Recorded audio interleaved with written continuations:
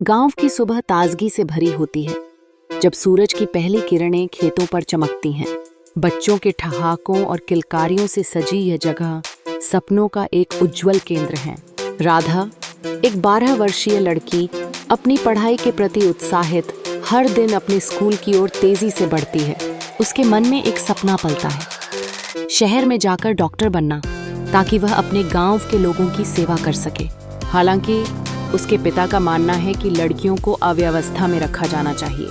राधा की उम्मीदें तब और पंख लगाती हैं जब उसकी कक्षा में एक नई शिक्षिका अनुराधा मैडम आती हैं। उनकी प्रेरणादायक बातें और सपनों को साकार करने का जज्बा राधा की आंखों में उजाला भर देता है। स्कूल में सपनों का मेला आयोजित किया जाता है, जहां हर बच्चा अपने सपनों के बारे में बात करता है। राधा भले ही डर से पूरी होती है, लेकिन मंच पर खड़े होकर वह बोलती है, मैं डॉक्टर बनना चाहती हूँ। यह सुनकर उसके पिता हैरत में पड़ जाते हैं। पिता की नाराजगी में राधा को घर वापस ले जाया जाता है। गुस्से में आते हुए वे उसे समझाते हैं कि लड़कियां डॉक्टर नहीं बन सकती। इस पर राधा गहरी उदासी में अपने कमरे में चली जाती है, लेकिन हिम्मत न हारकर अनुराधा मैडम खुद राधा के घर आती हैं और उसके पिता से बात करती हैं।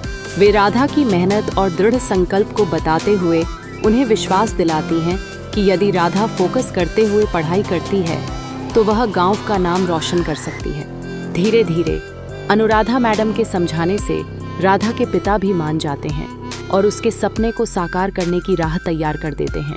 कुछ महीनों बाद राधा वार्षिक परीक्षा में उत्कृष्टता के साथ अव्वल आती है। उसके पिता गर्व से उसकी गोद में जाते हैं और कहते हैं, बेटी, तू जो चाहे वो बन सकती है। और इस कहानी का समापन राधा की एक बड़ी मुस्कान और चमकती आंखों से होता है, जब वह सुबह सुबह अपनी किताबें लेकर स्कूल की ओर दौड़ती है। इस कहानी में संदेश है कि सपने देखने का हक सभी को है और कठिनाइयों के बिना कोई सफल नहीं होता।